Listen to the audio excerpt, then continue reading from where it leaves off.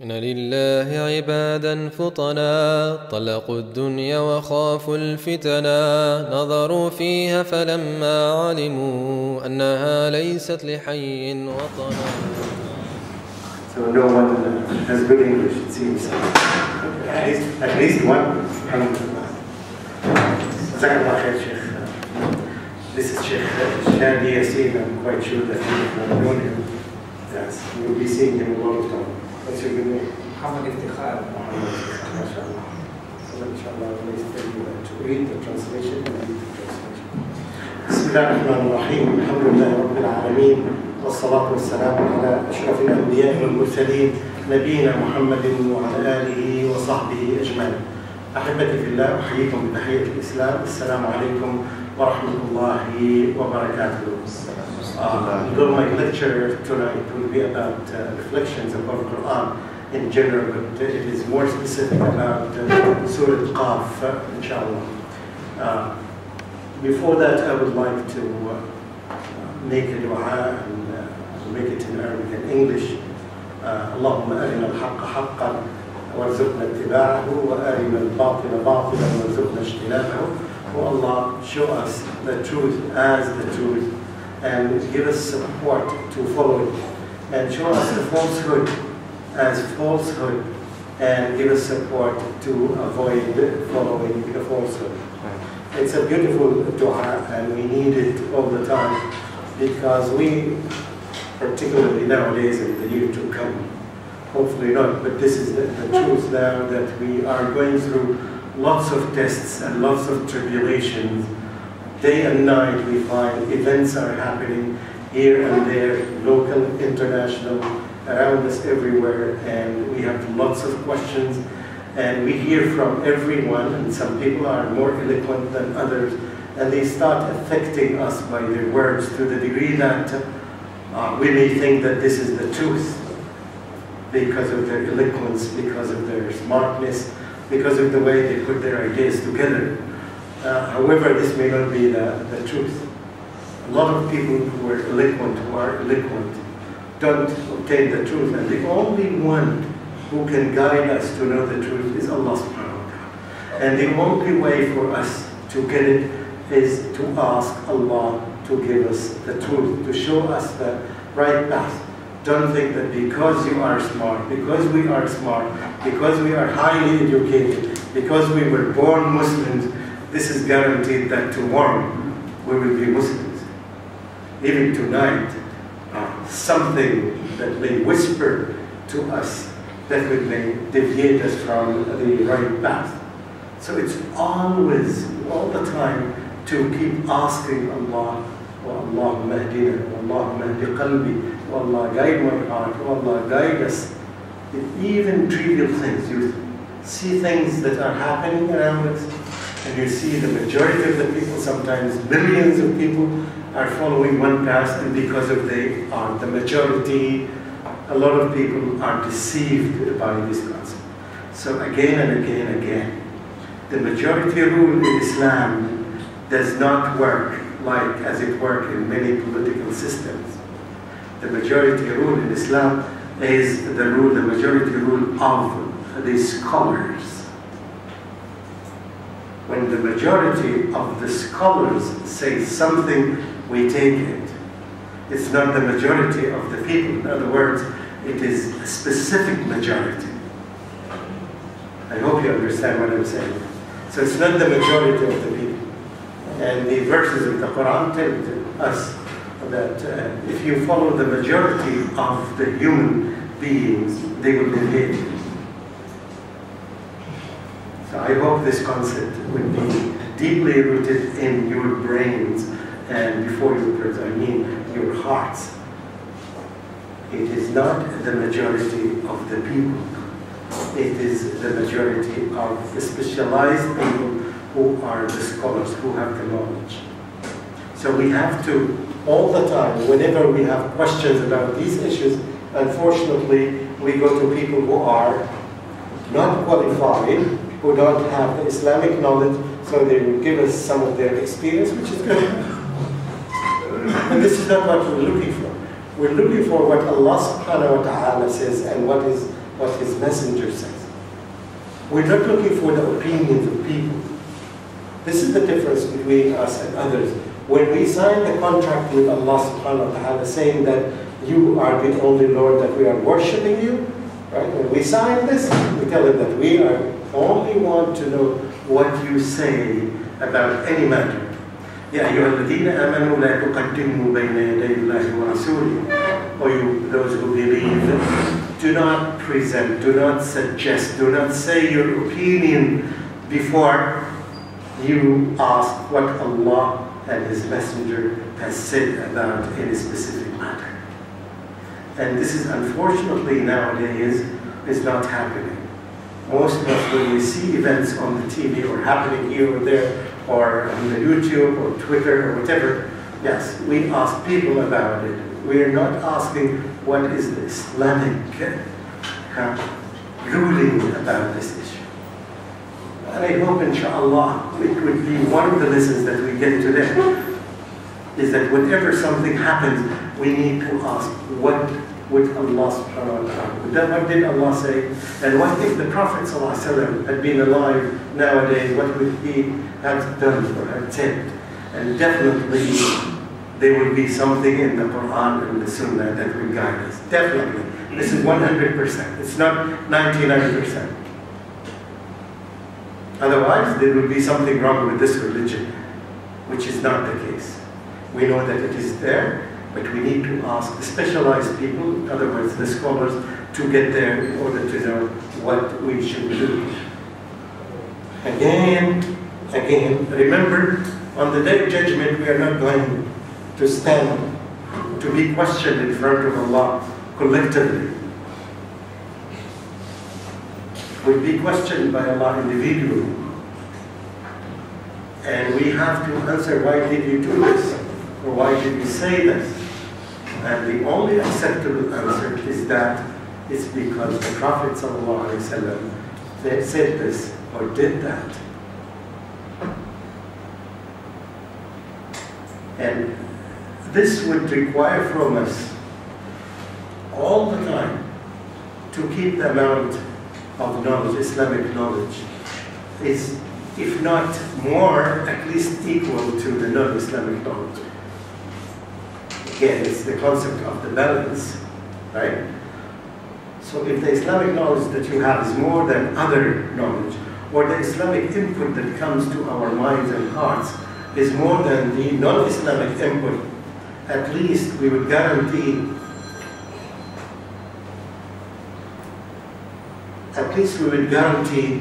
that, inshallah, our response and our behavior will be Islamic, right? It's very normal, right? If the input to us is more Islamic, so the output will be more Islamic. So in times of tribulation, even everything in our life, in our relationship with our spouses, our friends, everything in our life, we need to know the Islamic ruling about that in order to avoid following the non-Islamic teachings, which is very tough. In many cases, the majority of us, I hope I'm not using the majority in the right sense, the majority of us are affected by other things, are affected by our culture. Oh, back home we do this and this and this, so I am part of back home, so I should behave like them. When we told Allah we are Muslims, we are submitting to you, we said that we are not submitting to our culture. We're not submitting to our habits. We're not submitting to the people who are around us, which is a very difficult decision. Okay? The word Muslim sounds very easy, but in reality, it's very difficult. And we know the story of one of the people who asked the Prophet ﷺ, he told him, are you inviting people to follow La ilaha illallah? He said, yes. And he told him that then definitely the people will fight you. He said this statement because he understood the meaning of it. He understood that the implications and the requirements of La ilaha illallah are not easy. It's not easy to resist your parents. It's not easy to resist the peer pressure around you. It's not easy to resist the pressure of your spouse, your children, the society around you. But when we said that we are Muslims, we promised Allah we are going to resist that and we are going to only follow Him, follow His commands. It's very tough. I do this because my brother has done this. This is not what Allah subhanahu wa ta'ala asked us to do. Brother, He asked us, I will do this because you commanded me to do this. These are some of the things that I would like to remind you of. And I like those who got something to write on. And I like those who didn't have something to write on, hoping that next time they will have something to write. Brothers, yeah, whenever you're coming to a lecture, you should be equipped for that. Our brains are limited. You get a lot of information, you remember them in the beginning. By the end of the lecture, you lose 50%. Once you reach home, perhaps you lose another 25%. But this is the nature, and the Prophet ﷺ, all the time commanded us, asked us to document knowledge by writing. Document knowledge by writing. I'm sure that some of you are recording, which is another way of documentation, which is very good. Yes, but I hope we do this because we get something, we learn it, we perfect learning it, we want to teach it to others. And this is how Islamic knowledge is spread. Especially the people who are close to us. You've got something, at least one or two benefits tonight, inshallah. If you share them with others, perhaps the other people that you share with them, they will be smarter than you.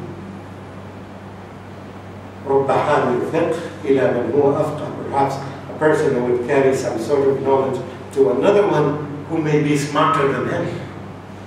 And this is life. I convey some pieces of knowledge for you. You may take it. Your understanding is much better. You take it and you use it better than I used it. And you disseminate it better than I use it. This is all of us how we learn. Even the scholars among themselves. How many times have you heard that the student excelled his professor and his sheikh? So I think we need to have this spirit in our hearts. We come here to learn, to perfect something, to share it with others. They may do a better job, but remember, you will get more rewards than they did because you are the one who disseminated the knowledge to them. Remember this. So this is one way of getting our knowledge. Again, I remind you again and again, remember we are sitting in a place, in a situation now where the angels are surrounding us and are making dua to Allah subhanahu wa ta'ala for us, which is a very high status. All of us are looking for that. That's why, inshallah, keep coming to this place and to the other places as well in order to increase our iman and our knowledge. Surah Qaaf, as it sounds to you, Qaaf. Qaaf is one of the letters in Arabic. How many of you know how to say Qaaf? Can you say Qaaf? Qaaf. Well, good student. If you know how to say Qaaf, say Qaaf. Oh, smart students. See how easy it is? Okay. This chapter begins with one word, with one letter, which all of you, and not all of you, of course, are Arabs. I'm quite sure that perhaps one or two of you are Arabs, and the rest are not, could say it easily. Which tells us something. It is easy to learn these things. And since the beginning of the Quran, in Surah Al-Baqarah, after Al-Fatiha, we have another chapter that began with Alif Lam Mim. Remember that? Do you recall any other verse that begins with some letters? Sad. Okay, so some verses in the Quran, some chapters begin with one letter, okay? Some others begin with two letters. Do you recall anyone that begins with two letters? Taha. Good. What else? Hamim. MashaAllah. Some others would begin with three letters. We mentioned one of them, Alif Lam Mim. Some others begin with more than this. Can you give me an example? Alif Lam Mim Sad, okay. What else? Longer than this? Kaf Ha Ya Ayn Sad. Very good. Jamil. So all these varieties of letters that come at the beginning of the surah, they give us a strong message. Lots of people say that, what does it mean? Okay. Of course, it may mean different things, but the majority of the scholars would say that these are the letters that all of you can master in few minutes and will know how to pronounce them or how to say them. This Quran that we are dealing with is made up of these letters. And all of you now showed to me that you know these letters. The question is, can you make something similar to this? You know the letters, you know the alphabet, but can you come up with anything that's similar to the Quran? Not even the whole Quran, not even one verse, but even some small verses of them. Can you come up with something similar to this? Say yes or no. Okay. I thought that I would hear one yes. Okay. The Arabs, yes. When Allah subhanahu wa ta'ala challenged them, can you come up with something similar to this? They accepted the challenge. And I wish that each one of you and each one of the 6 billion human beings in the world would accept the challenge and would do his best and to work with other people and to even establish schools and institutes and organizations trying to come up with something similar to this. And then, and only then, they would know that this book is from Allah subhanahu wa ta'ala. Because Allah subhanahu wa ta'ala said that if even all the human beings gather together and cooperate together, supported by the jinn, all of them work together to come up with something similar to this, they will never be able to. And that's why we are quite sure that we have the book that was revealed to Muhammad sallallahu alaihi wasallam, and nobody can do it because it is from Almighty Allah subhanahu wa ta'ala. This gives us the strength in our iman, and it will be unshakable iman. No one can shake it. And that's why some of the companions, you see them, yeah, they didn't become Muslims immediately like Abu Bakr Siddiq radiallahu anhu. It took them a long time. They wanted to investigate, they wanted to be sure, which is a good way to do it. You want to know that you are 100% on the truth. You want to know that this book is from Allah subhanahu wa ta'ala, and that's why from time to time we find a surah that starts with a letter, Qaaf. You know Qaaf? Yes? All of you said yes. Can you come up with something like Surah Qaaf? No, you cannot. Because it's only Allah subhanahu wa ta'ala. So it keeps your iman vivid and fresh in your heart. It's something that we need it all the time to keep the momentum of our iman in our hearts. This is how we continue until we meet Allah subhanahu wa ta'ala the day of judgment. So we need to revive our iman from time to time. Here is Qaaf. Yes. Wal-Qur'an al-Majid. Again, remind you of these things, and you should master them by now. If you come to kalima frequently, you will be able to. What's the meaning of the waw in Arabic? Waw?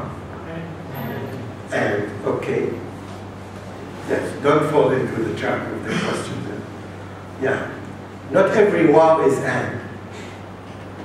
Don't be deceived by that. So, little knowledge sometimes is very dangerous. We need to, there are different types of waw in Arabic language. One of them is the most common one is and. That's why all of you knew it. Yeah.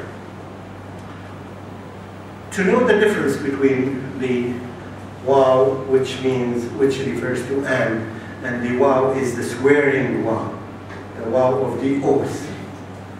The word that comes after this waw ends with kasra all the time. E. Can you call something in the Quran? Wal-asri, very good. Wal-tini, wal-zaytuni, wal-turi, sini. So whenever the waw is followed by a noun, and this noun ends with a kasra, you know that it is not and. Okay? So this is the waw of swearing.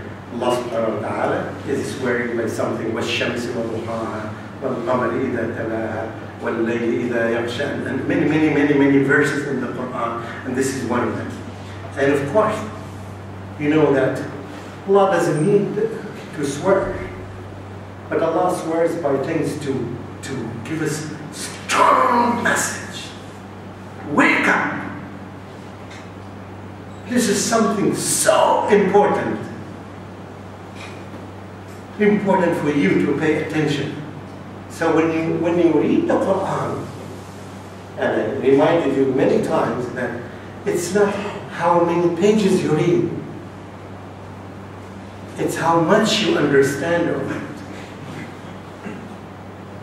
You see what I'm saying? So here Allah is swearing by something you should stop. Take a long breath, reread it again, ask yourself with what Allah subhanahu wa ta'ala is swearing by this book. Please know, in the world now, at least in the Library of Congress, there are more than 35 million items, or 35 million books in the Library of Congress. The similarity between them is very high. It's only one book that's not similar to other. This is the book that's so unique. Nothing is like it. So Allah subhanahu wa ta'ala is swearing everything that you want to get is from. And on the top of this is the guidance. As Allah subhanahu wa ta'ala defined this. Where would you classify this book in the library? You wouldn't find a section called a section of books of guidance. And I'm quite sure that intentionally they didn't make this section because there will only be one book, which is called the Quran Karim. I haven't seen in any library in the world that they have a section called Books of Guidance. Right? Have you ever seen that? No. Even unfortunately in the Islamic libraries, they don't have it. There will only be one book, different copies, but it's only one book. It's the Quran Karim.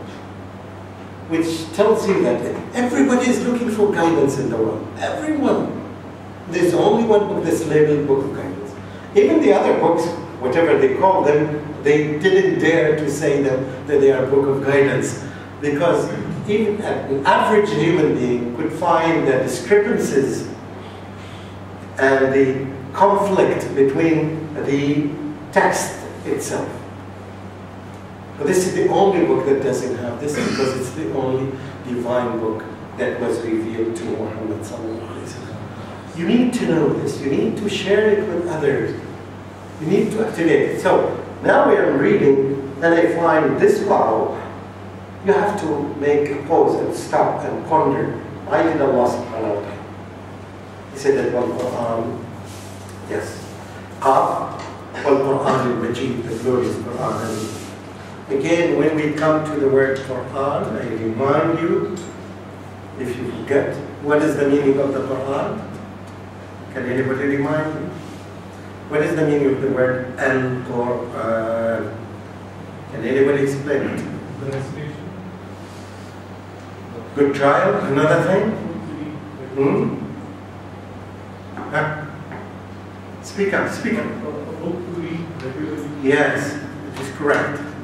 It is something, it is a book to frequently or continuously read. And this is understood from this "an" at the end of Al-Quran.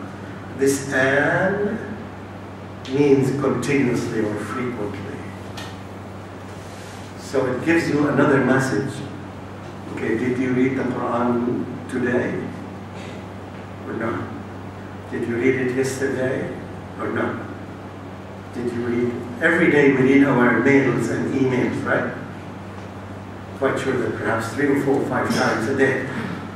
But do we read the Quran 3 or 4 or 5 times a day? If you reach the level of 5 times, say, yes, I do. I know that you do this in your prayer.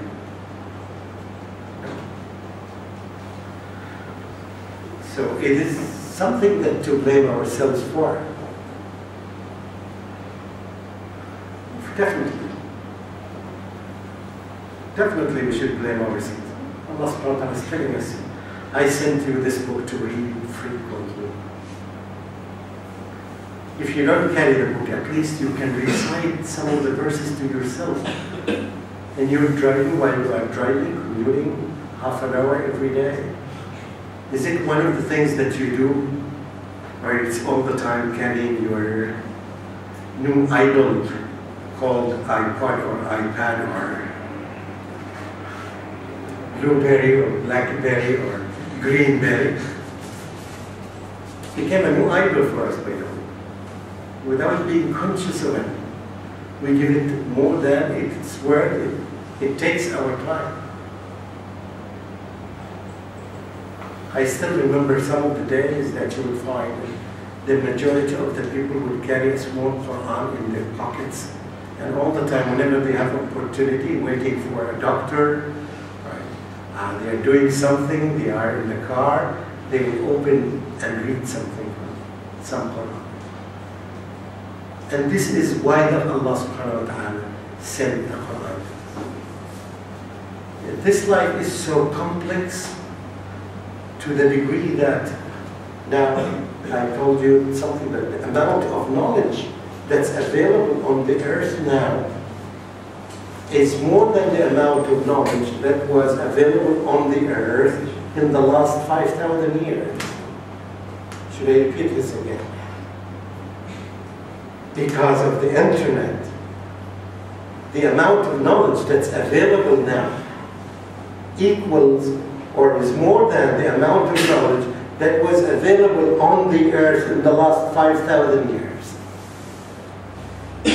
Unbelievable. Which one should be exposed to? Definitely this will affect the relationship between us and the Quran. And that's why, if you know the meaning of the word Al-Quran, tell yourself, oh, it's the first question, did I read the Quran frequently? Today, or this week, this month? Even if you're thanks. First class seats are waiting for you. Anyone here? You can come from here, you can come.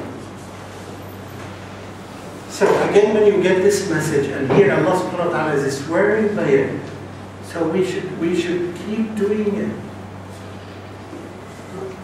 The Quran, we tell people here, how many of you, do you have more than one copy at home of the Quran? If you have more than 3 copies at home, raise your hand. Wonderful. 10 copies or more, raise your hand. No. At least one. Yes. How many copies do you have at home? Huh? A lot. Very good. And do you read all of them? We read one of them. Why do you keep the rest of them at home? Okay, how many sisters and brothers do you have? 5. So you use 5 and you keep other 5. Right? Okay. What I'm trying to say that people keep the Quran at home and on shelves, and when you see this copy, for example, it's as you see that very new, untouched, which gives us a message, right? It's not used. And if you see previous times, we find Quran like this. Yes, find even at the time of the old scholars, they would all the time, by the way, they write comments here. Some people may look daggers at me and say that, okay, this is strange. No, it's not strange by them. It's because our brains changed it.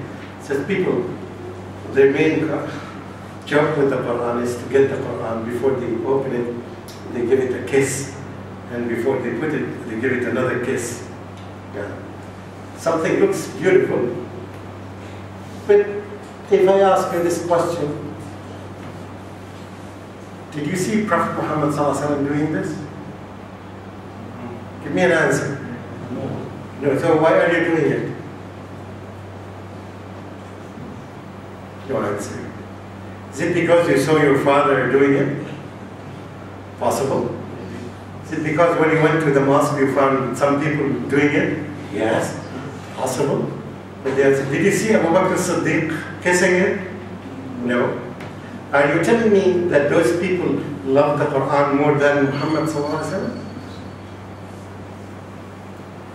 Okay. It's a tough question, right? Yes, but we see it, right? It's when we express even the love that we have in our hearts. This love should be a Muslim love. Should submit to Allah, should ask, should say, should I do this or not? It's not because I love to do it, right? I love to drink, I never drank tea while it is, yes, it's warm even. Yes, it's very cold now. You know, the teachers speak too much. Yeah. So, not everything that you see and not everything that you like and not everything that you do is correct. Don't think that Allah would love you when you do things like this. This may sound very strong, very tough on you. What are you saying? Are you saying that kissing the Mus'haf is not good? I'm not saying that. I'm saying that the Prophet ﷺ didn't do it. I'm saying that Abu Bakr as-Siddiq, Umar ibn Khattab, Ali ibn Abi Talib, Uthman ibn Affan, the companions didn't do this. So the question, I reverse the question to you then. So, is our generation is in love with this book more than the generation of the Prophet ﷺ? You have to say yes or no. If the answer is no, so why aren't we following them? Are we weak enough to resist what is happening? Because it's the situation around us is that we see a lot of people do this. And perhaps your father, who's maybe sitting beside you or in your back or in front of you, will tell you, kiss the Mus'haf before you get it or before you open it. How many of you do that? Raise your hand. Be brave. Raise your hand. No one is brave. Okay, good. Alhamdulillah. If we do this, this is not the way, by the way, to please Allah. The way to please Allah, you're 100% sure of something that the Prophet ﷺ did and you do it. Don't be affected by the people around you, no matter how close they are to you. Because we promised Allah to submit to Him only, not to others. Now, indirectly, we are submitting to others.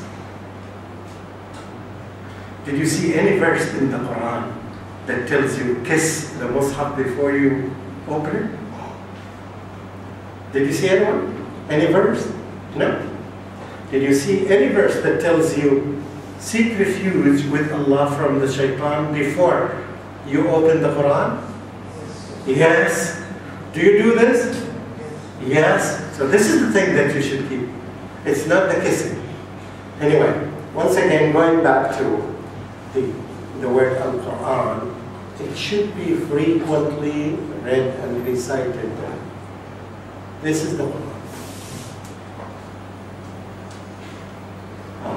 Nowadays, more than any time else, it becomes more difficult. The Prophet ﷺ expected this.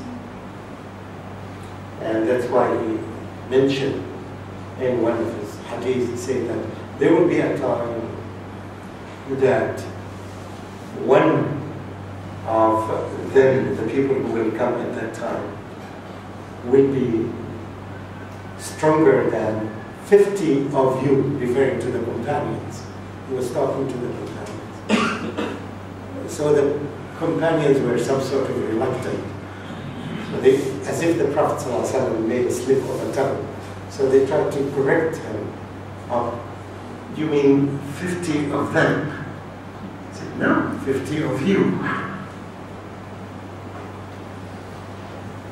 Why? Because at that time, he's explained to them, at your time, the time of the companion, you used to support each other. Whenever they meet, they would recite some verses. They would say, Salamu Alaikum. Now we say hi, and we are reluctant to say good morning or Salamu Alaikum. How many times, if you work with the non-Muslims, you have the opportunity to say Salamu Alaikum? Very limited. We're not reminding each other. Even a person who would come to the Salah a little bit late, they would make condolence to him, as if he lost one person from his family. They would use to console him for that. If he missed one rak'ah, try to imagine how many of us miss our prayer. What I'm trying to say is, if we don't get, once any one of us would carry even an iPod or a mushaf with him, and from time to time in your car, you open it, or in the car, or in the airplane, you open it, you recite from it, you encourage others to do this. Even on airplanes, I still remember that in the last 20 years, or even 30 years, you would find a lot of Muslims are carrying the mushaf and reading in the airplane. Nowadays, very few of them do that. We are in a tougher situation than before, and that's why no wonder Allah subhanahu wa ta'ala swears by Qaaf wal Quran al-Majid. Brothers and sisters, I hope that we would take this lesson as much as we can. We do our best to recite them. And the Prophet ﷺ challenged the companions by saying, can't you recite the Quran in one day? The companions were much braver than us, of course. He said, oh, you messenger of Allah, it is tough for us. How can we do this? And we have our jobs, and we have our wives, and we have our children. We have lots of things to do. Then the Prophet ﷺ explained to them, said that can't you recite Surah Al-Ikhlas 3 times a day? If you recite Surah Al-Ikhlas 3 times a day, you get the reward of reciting the whole Quran. By the way, let me ask, is there anything easier than this? Is it tough? See how easy it is.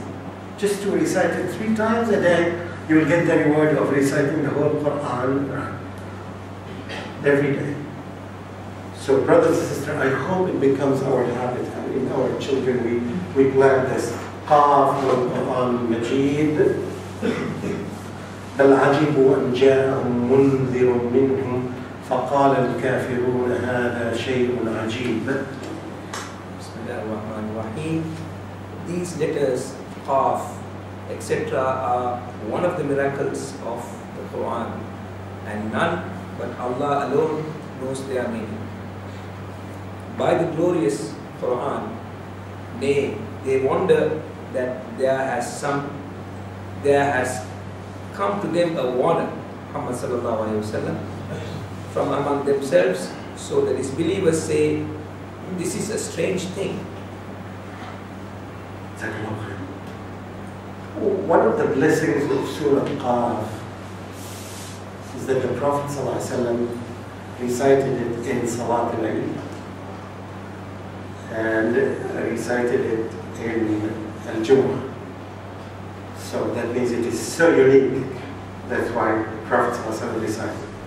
In addition to this, one of the female companions of the Prophet ﷺ said, I swear by Allah, I memorized this chapter because the Prophet ﷺ used to recite it in Khutbah al-Jum'ah, not in Salat al-Jum'ah. Prophet ﷺ used to come to the minbar in Salat al-Jum'ah and instead of giving a speech, he would recite Surah Qaaf, and then he would begin the prayer. So in other words, the Prophet ﷺ used to recite Surah Qaaf in replacement of the khutbah. He wouldn't make khutbah Jummah. It sounds strange for you. Yeah. One time after September 11th event, I think the first was the first of the second khutbah, when I was there, I made it like this, but I made an introduction to explain this before I do it like this. Otherwise, the Muslims would say, this is something strange.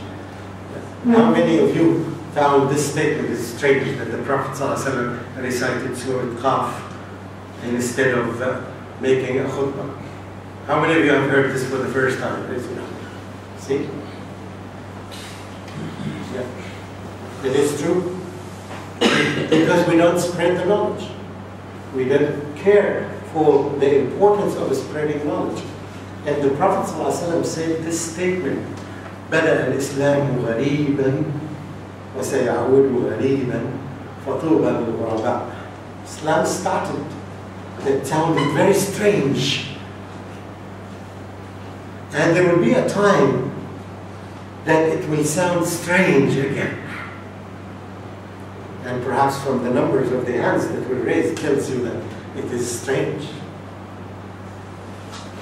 Because it was even stranger in the previous years. In the last 50 years, perhaps nobody would share this with people, because people, their interest was not in the knowledge. They didn't pay a lot of attention to knowledge, and alhamdulillah, yes, we find lots of people coming here, even the young ones are interested in seeking knowledge.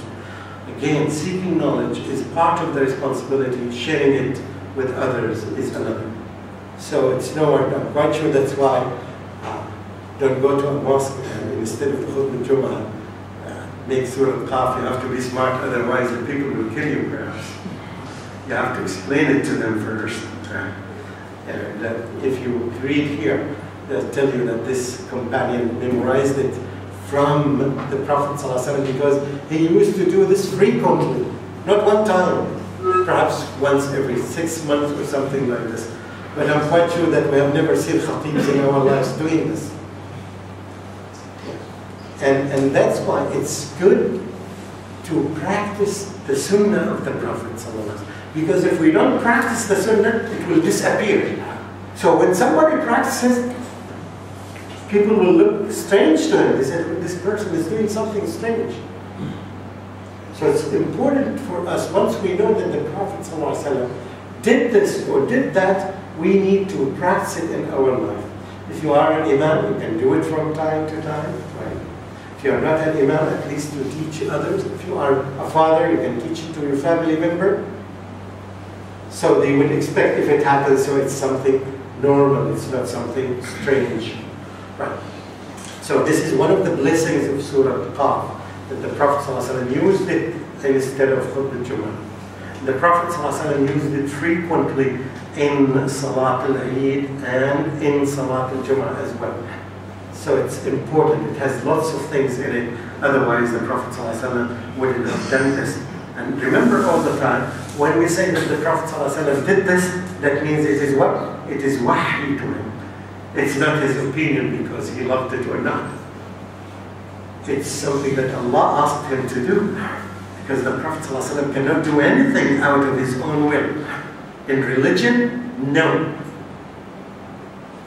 Anything that the Prophet ﷺ does in religion, it is wahy from Allah. So if the Prophet ﷺ did anything, so you have to understand that it is wahy, it is Allah who commanded him. Good? بل عجبوا أن جاءهم منذر منهم فقال الكافرون هذا شيء عجيب. How can we get a warner from us? Sounds strange. Or in today's language is, this does not make sense. Right? We use this word very commonly. It doesn't make sense. It's strange, it's odd. And this is one of our enemies. we don't judge the religion by the word odd or by the word doesn't make sense. We judge the religion by saying that if it comes from Allah, so we accept it. This is the right way of using our brains correctly. Because when you say that it doesn't make sense, you make your sense, you make your brain judge upon what Allah says. Do you understand what I'm saying? When you say right or wrong, strange or not strange, or doesn't make sense or doesn't make sense, you are making your own self God upon what Allah said. The question is, I many times mentioned it here, the only legitimate question for a Muslim is, does it come from Allah? Are you sure that it is from Allah or not? If it's from Allah, the response that we have is what? سَمِعْنَا وَأَطَعْنَا. We listen and we obey. The only question that in any situation we should ask, is it from Allah? Does Allah say so? Or does Muhammad ﷺ say so? Or not? We don't make the judgment on anything, because this brain is limited. Remember when we first in our life started writing? Can you imagine the scribbling that we made? How bad it looked like, right? It took us perhaps, he still remembers, he smiles. Yeah. If you look at your writing, it took you perhaps 2 weeks to write 1 letter, and it took you 3 months to write a couple of lines, right? At that time, perhaps you thought that you are the smartest student in the class, right? We felt this, which is nothing wrong with this. So now, after 10 years, you improved, and after 10 years we improved, and after 10 years we improved, and now we are improving. So try to imagine that when we make a judgment now, at our young age 25 or something? Yeah, if you're not 25, so I'm 26. And try to imagine after 5 years or 10 years, definitely we will change our judgment, right? Yes, because we grow up, we learn more, we read more, we benefit more from others, and based on the knowledge that we have, we change our judgment. So that here, when you judge things by your senses, yes, you can judge this is cold or hot, this is good or bad, I like this or not, yes, but not when we get something from Allah subhanahu wa ta'ala or His Messenger. Those people at the time of the Prophet ﷺ, even at the time of other prophets, used to judge things by their own minds. And our own minds is affected by everything around us. By what we see and what we hear, what we talk about, all of us are affected by this. So this cannot be a good tool of judgment when you try to judge something. At the time of the Prophet ﷺ, you know that the question that they raised in the Quran, and they used to attack Muhammad ﷺ, referring that he is not a good person, he is not a man of wisdom, he is irrational. They used to say, أَجَعَلَ الْآلِهَةَ إِلَهًا وَاحِدًا إِنَّ هَذَا لَشَيْءٌ عُجَابٌ. Look at those all idols that we worship day and night. You know that in Mecca there were about 360 idols, in addition to some other idols, Al-Lat and Al-Uzza and Manat. There were around 360 or a few more. So they got used to them every day. Wherever they go, people worship them. So this was the norm. So when Muhammad ﷺ came, he said that no, there is no God except one. His name is Allah. It sounded to them very strange. And they started fighting him because of that statement. Come on, man.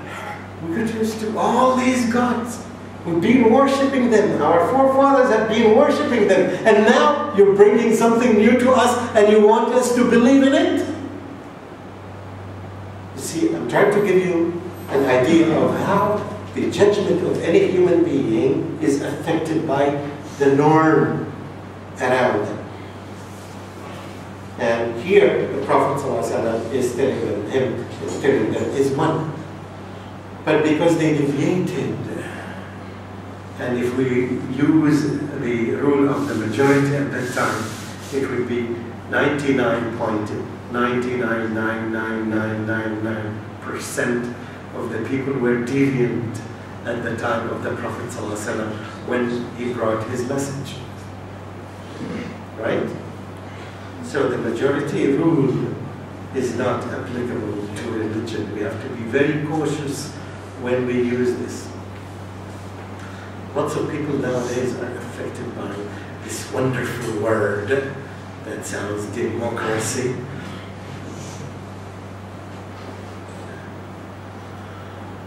And they try to apply it to everything. And it is destruction. Yeah. Because it says the majority rule.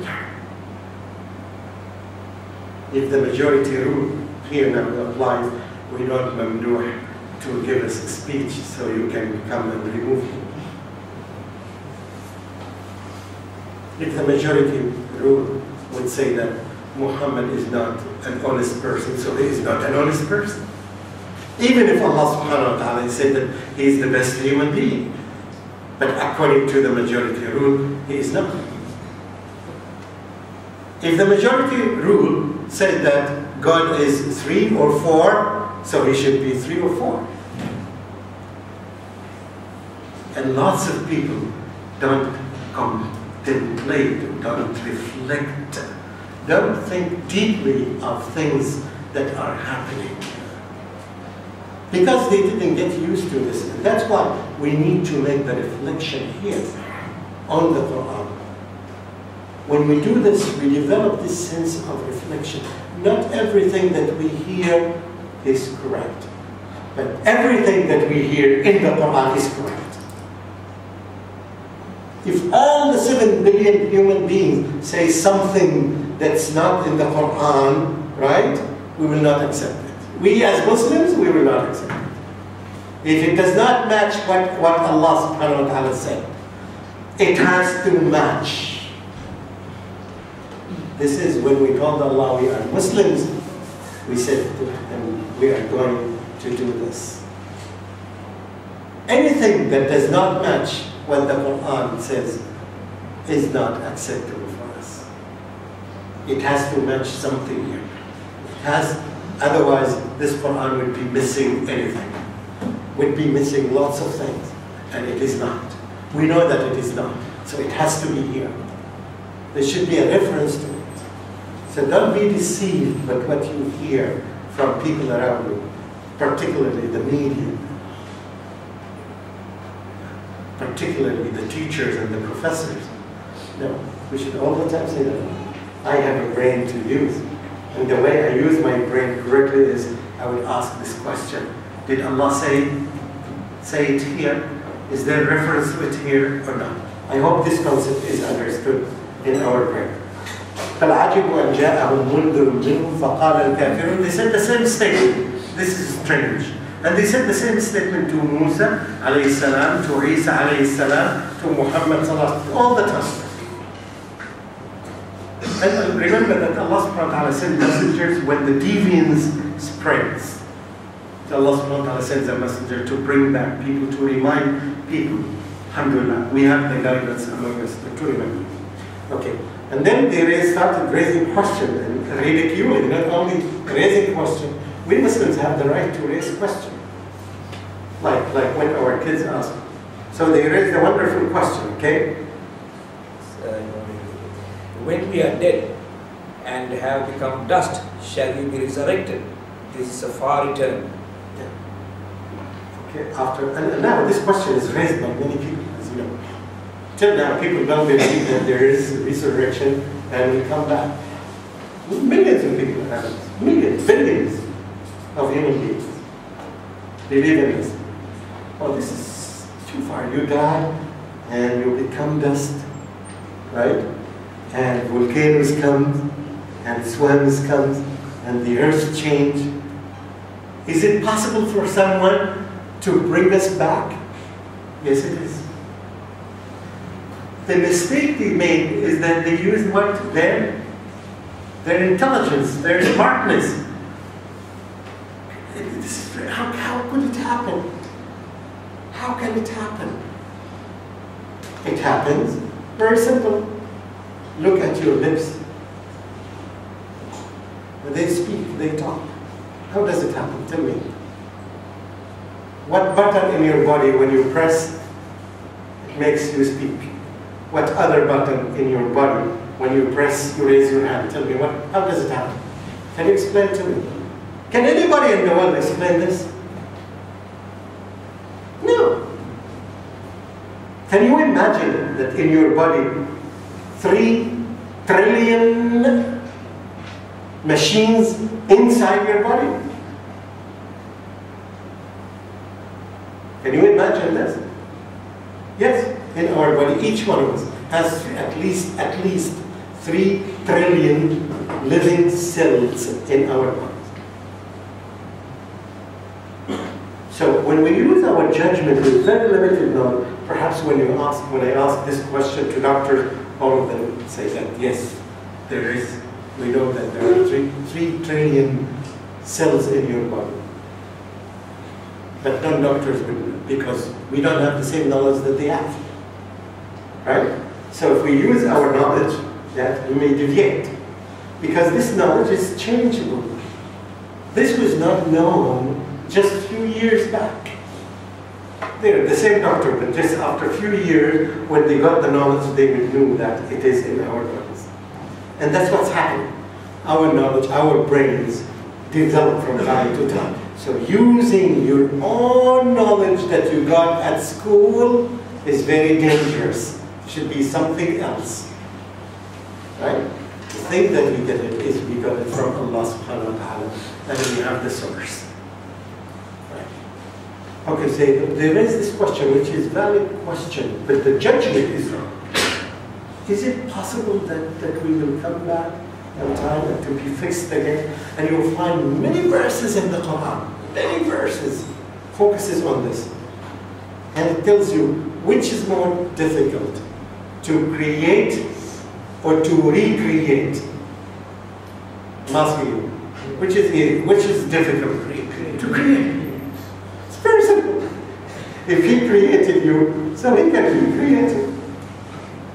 The most difficult work is that for Allah subhanahu wa ta'ala, all of them are easy. Whether it's creation or recreation, it's easy for Allah subhanahu wa ta'ala. But it is for us to, is it difficult to produce the first car or the second car? The first car. Which is difficult, to produce the first camera or the second camera? Of course, the first camera, and so on and so forth. But they didn't ask this question because what? They were blind. And that's why this is one of the things by God. Raise questions. Raise questions, ask it. But don't raise questions to challenge Allah subhanahu wa ta'ala. Raise questions to know the answer. To see the answer. All of us have many questions that perhaps are unanswered, and that's why we come together. We listen to you, we get different answers, and I learn from him, and I learn from this person, I learn from another sister, because all of us can say something, alhamdulillah, and can benefit as long as it matches the Quran. Continue. قَدْ عَلِمْنَا. Yes. We know that which the earth takes of them, their dead bodies, and thus is a book preserved. That is the book of decrees. Yes. Can you say it again? We know that which if I were you, I would read it like this. We. Okay? So here, who is we here? Huh? Allah. So now you learn that Allah can speak about Himself as we. Right? Don't be deceived that, okay, this is a reference to Trinity. 1, 2, 3, we, right? Yeah. remember. And, they were trying to play this game in some countries. For example, it was in Egypt. The Christian missionaries were trying to deceive the naive Muslims and say that, you see, in the Quran the Trinity is there. Where is that? Say that in the Quran says that Bismillahi Ar-Rahman Ar-Rahim. There are three. So everybody's laughing. So one person was educated, he said, no. They are not three. They are even 99 or more. Rahman al-Rahim, al-Malik al-Quddus, Salam, al-Mu'min, al-Mu'min, Aziz al-Jabbar, al-Mutakabbir. And he started saying, no, it's not just the Trinity, it's 99. No. He was ridiculed anyway. So having limited knowledge is very difficult. So all the time we are in need of increasing our knowledge. So here Allah subhanahu wa ta'ala refers to himself as we. And Allah uses this in the Quran in many places. He uses either we or I. In issues that are related to worship, all the time Allah subhanahu wa ta'ala refers to himself as I. إِنَّنِي أَنَا اللَّهُ لَا إِلَهَ إِلَّا أَنَا فَاعْبُدْنِي وَأَقِمِ الصَّلَاةَ لِذِكْرِي. And many other verses. And in many verses Allah subhanahu wa ta'ala would say, Inna we, right? So Allah subhanahu wa ta'ala refers to himself as I in issues of ibadah, and refers to him in issues of power to make you trust him more. He uses the plural or the royal we. And issues, it is we you can do that. It's very strange to find someone who is so capable, right, to do these things. That's why Allah subhanahu wa ta'ala uses we do it. And this is not in English as the royal we. Until now, King Abdullah or Queen Elizabeth, when they sign the letters, they would say we, Queen Elizabeth, or we, King Abdullah, to show you that they are powerful, right? So anyway, so this is a linguistic issue, but you have to understand when Allah subhanahu wa ta'ala uses I and when He uses we. So here Allah subhanahu wa ta'ala says, we know everything that decreases of them. And the explanation of some scholars say that we know that whenever somebody dies, so the earth decreased somewhat. So this is recorded. And some other scholars explain it, said no, even when you are dead, when you are in your grave, your body starts to dissolve. So some tissues start to dissolve almost every second. And the scholars say that in every second, the number of tissues that decrease from your body is recorded. Unbelievable. You see that your eyes look very strange? Who can do this except Allah? Allah does. You see how easy for me it is to move this from here to there?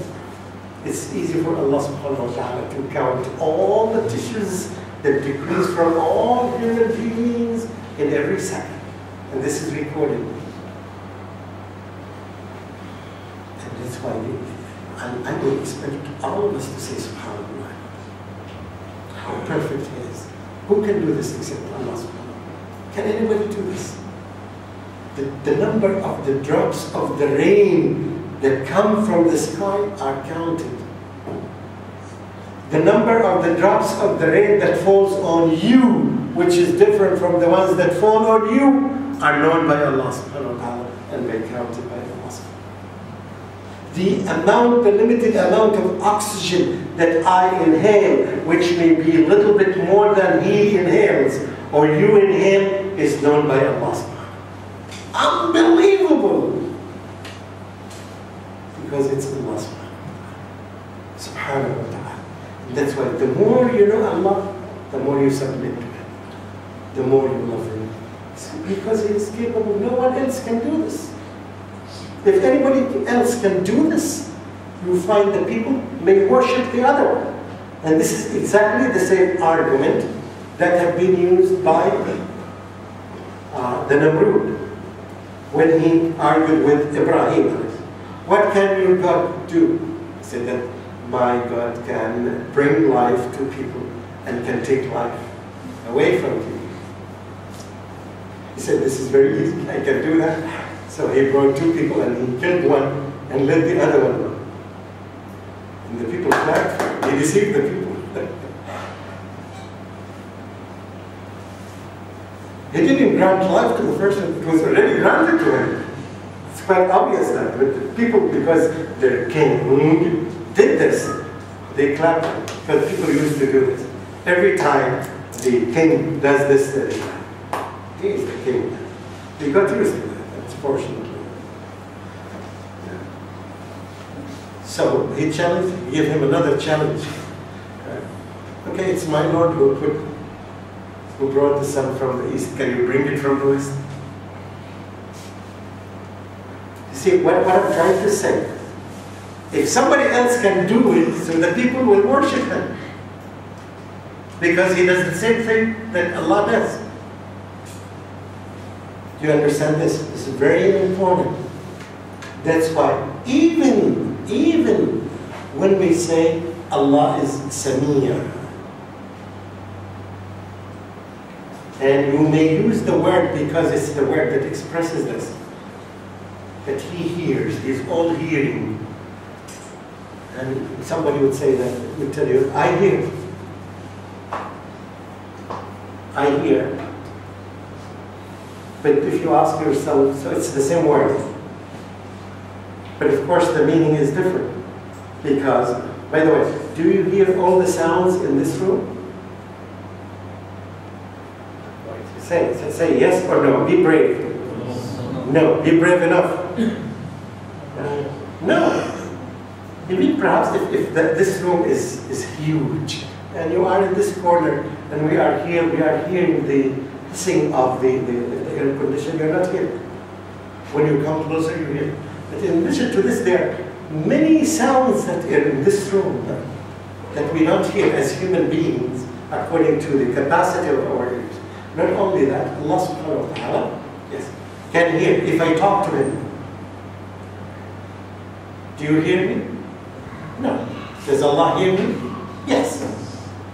So although it is the same word here, right, it's still different. Okay.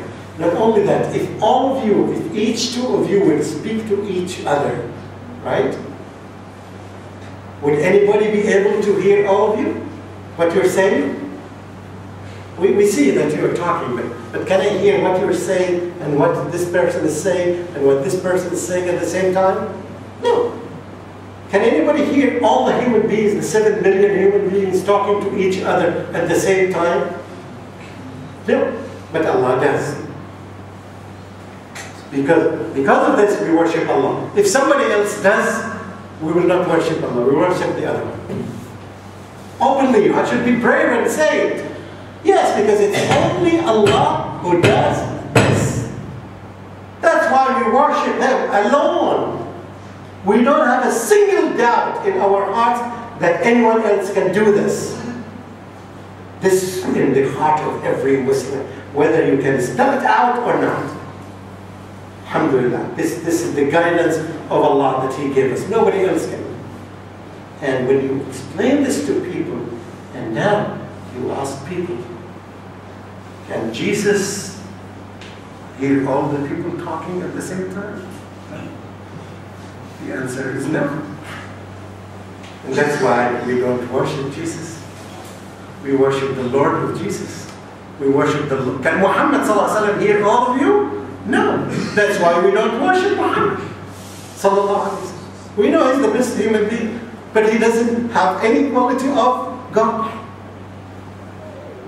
So these are the concepts that we get when we read the tafsir.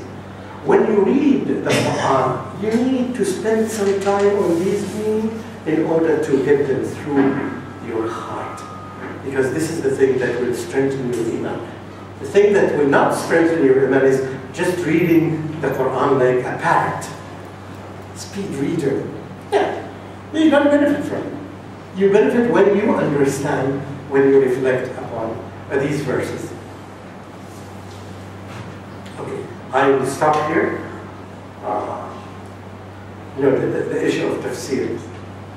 You can stay sometimes in one whole meeting about one word or 2 words. It doesn't have limit. It's not just explaining or deciphering the meaning of the words. It's rather seeing what is beyond this.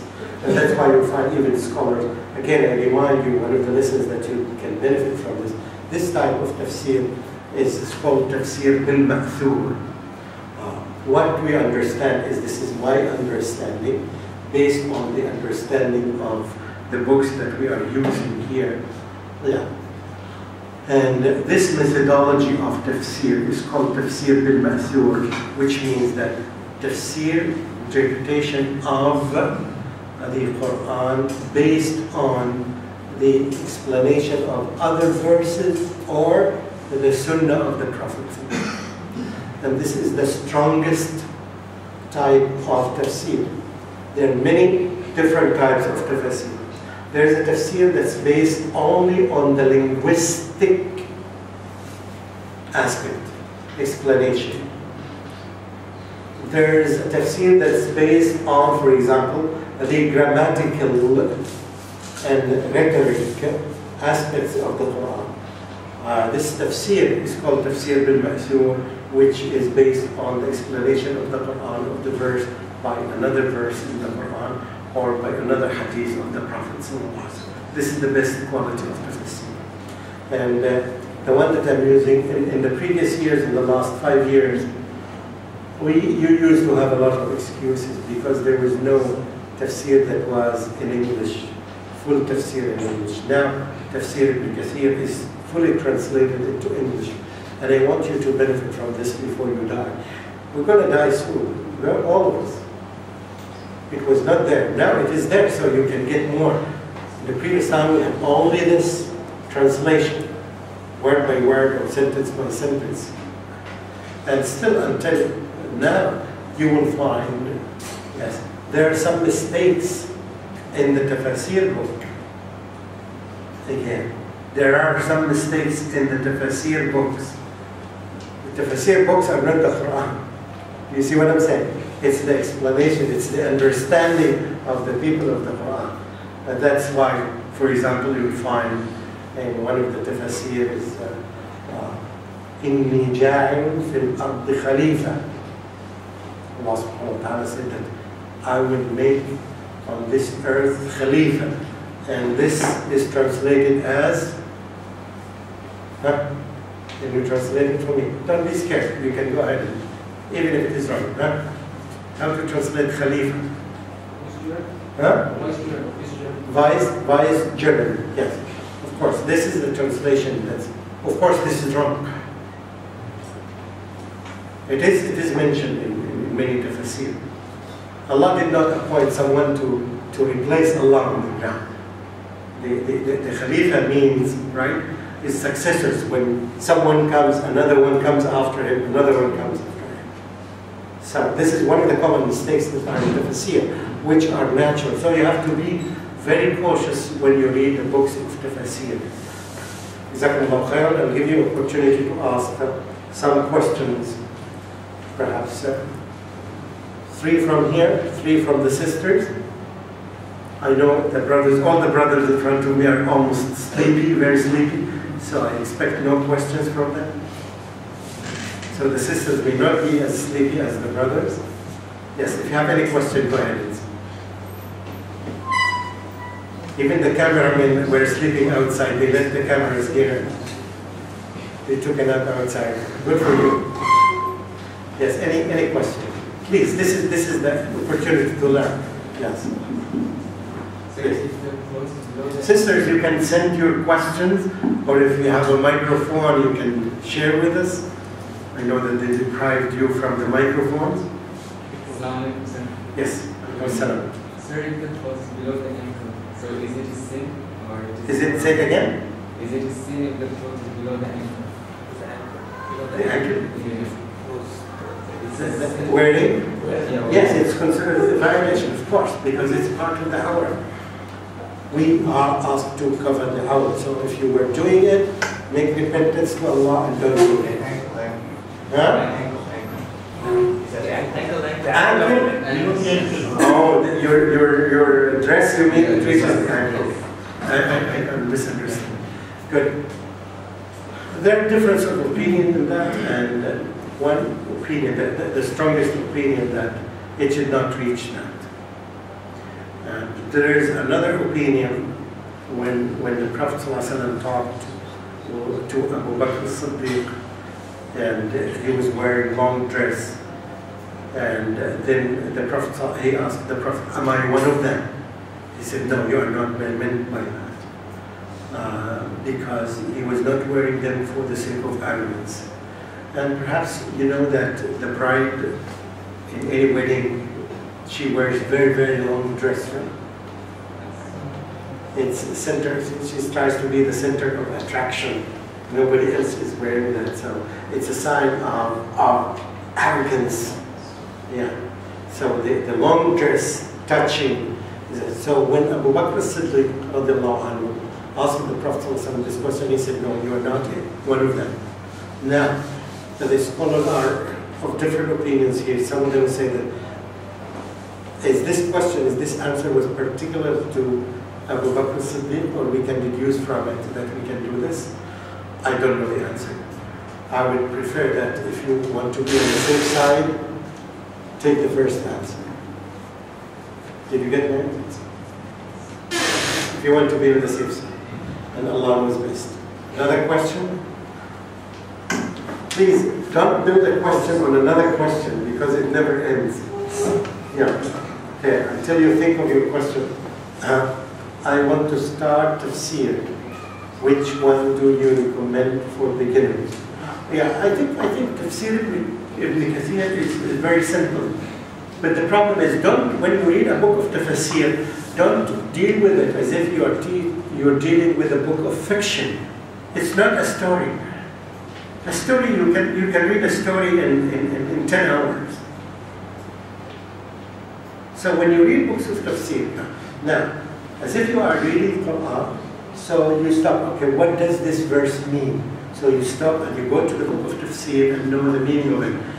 Right. So I would advise you, if you are learning Surah Al-Ikhlas, right, be sure that you understand the meaning of every word in Surah Al-Ikhlas and the tafsir of it at the same time while you are memorizing it. Then move to another verse. Not necessarily on the same day, not necessarily on the same week. So don't open a book of tafsir and try to finish 2 or 3 or 4 or 5 surahs at the same time. No, this is not how we deal with it. But it's as we dealt with today, for example, we covered 3 ayat or 5 ayat or 10 ayat. This would be the maximum, I hope so. So don't read it just for the sake of reading. You want to understand the meaning of everything. So don't deal with books of tafsir as if it is history, book, or story. Yes? Alaykum salam.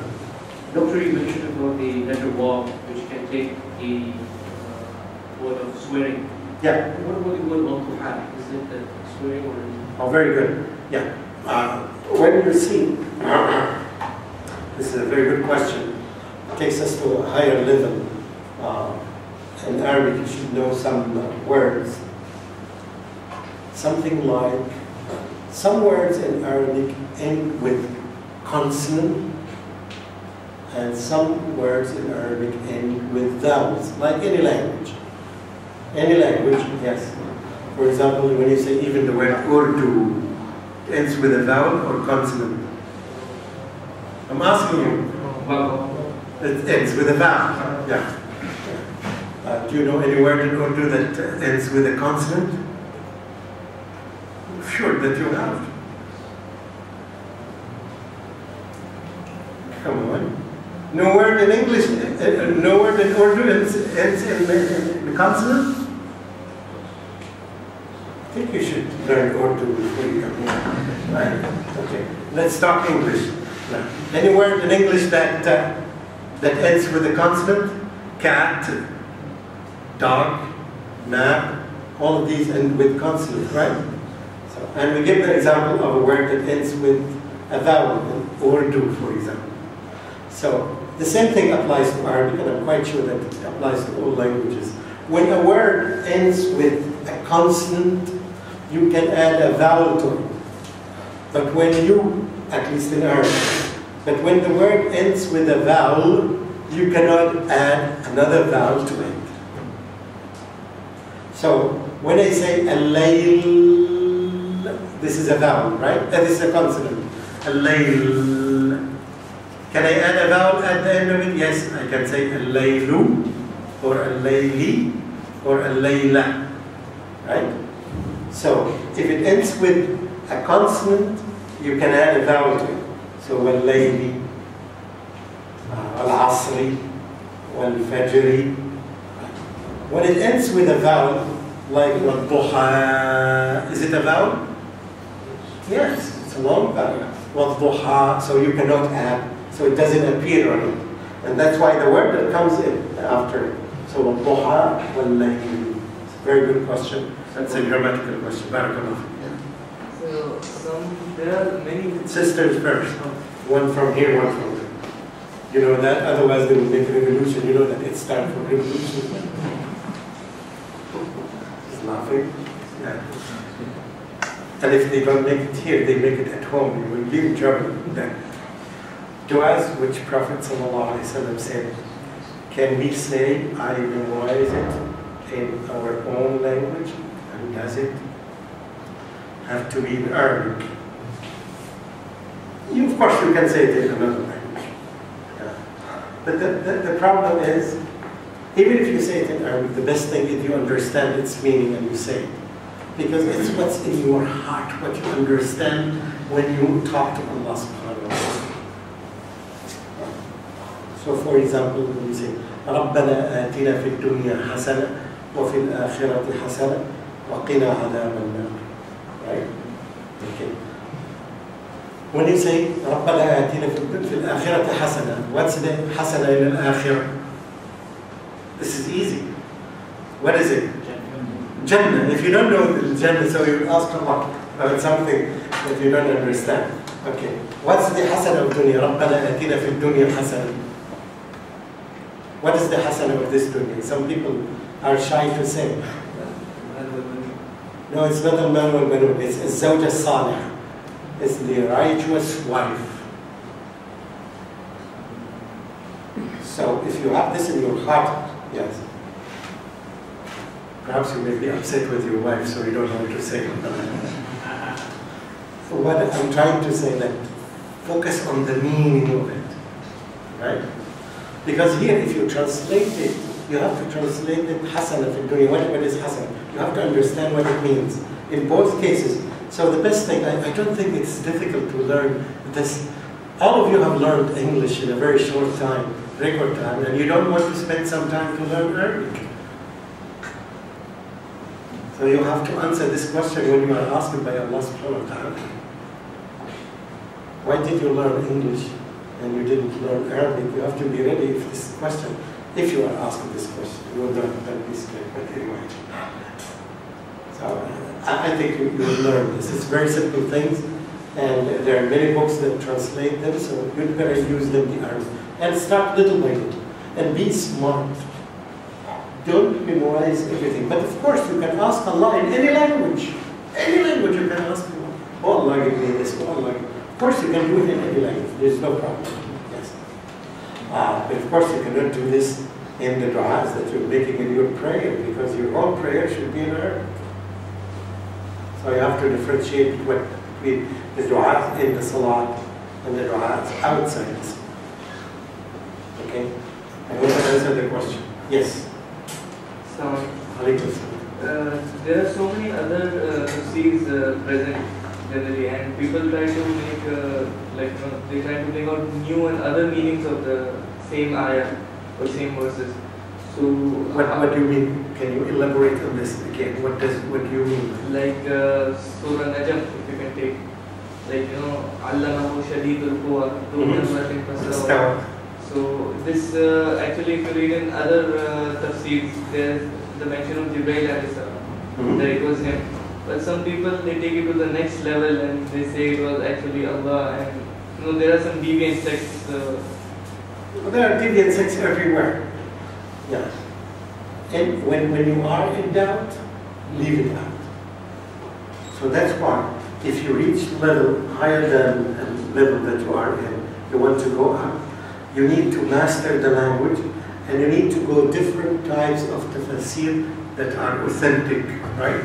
So don't go to a tafsir that's made by Lenin or by Gaddafi or by, and tell me that here's a book of tafsir that explains this verse, and you want me to read it. I'm not going to read it, right?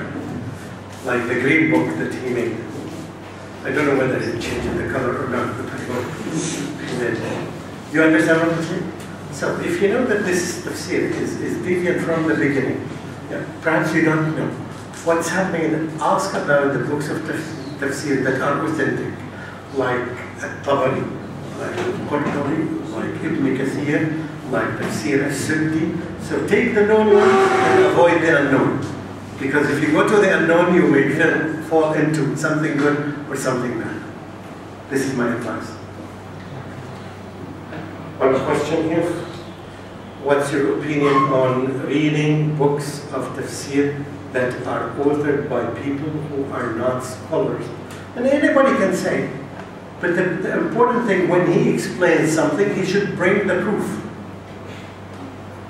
Whoever says something, right, about Allah subhanahu wa ta'ala, about the Quran, without knowledge, let him get ready, or he already reserved his place in hellfire. So you don't want to be in this situation. You can read for anyone, but if you read something, you have to verify it. Okay, does it match the other tafsir or not? Does it match the whole concept of Islam, or does it go against it? So there are some criteria for the books of tafsir, right? So a person who doesn't know the language, and I all the time give you this explanation. One time I was in, this took place in Washington, D.C. You know, the Arabs use the word milk in two different ways. Some of them use it as milk, and some of them use it as yogurt, Lebanon. Lebanon al-Halib. Do you hear this, Lebanon al-Halib? From a country to a country, yes, they are different. So when the word Lebanon comes, for example, and in some culture, maybe in some places in the Gulf area, they translate the word Lebanon, they understand it as yogurt. So somebody was translating the verse from the Quran, that suratul that mentioned the word Lebanon, talking about the cow, the milk that comes from the cow. So he translated the word Lebanon, right, as what? Yogurt. So a non-Muslim was sitting and he said that this should be a very expensive cow because it produces yogurt directly. So you have to be very cautious when you translate. And they say that they claim that the reason behind the Second World War was mistranslation or bad translation that led to the Second World War. Anyway, they debated. But all the time in translation is very dangerous. As I asked you many times, what's the meaning of the word car? Sayyar in Arabic. What does it mean in English? Car. So somebody is reading Surah Yusuf and he would find the word Sayyara in Surah Yusuf and he can come up to the microphone and say that at the time of Yusuf there were cars. And that's what the Quran said. Right? Because the word Sayyara means car, which really it means car. But it has other meanings as well. So he took one of the meanings and used it. It means caravan. And caravan doesn't mean the Dodge Caravan nowadays. Again, sorry. It refers to a caravan of camels or horses carrying things moving from one place into another. So this is very dangerous. So anybody can say whatever he wants.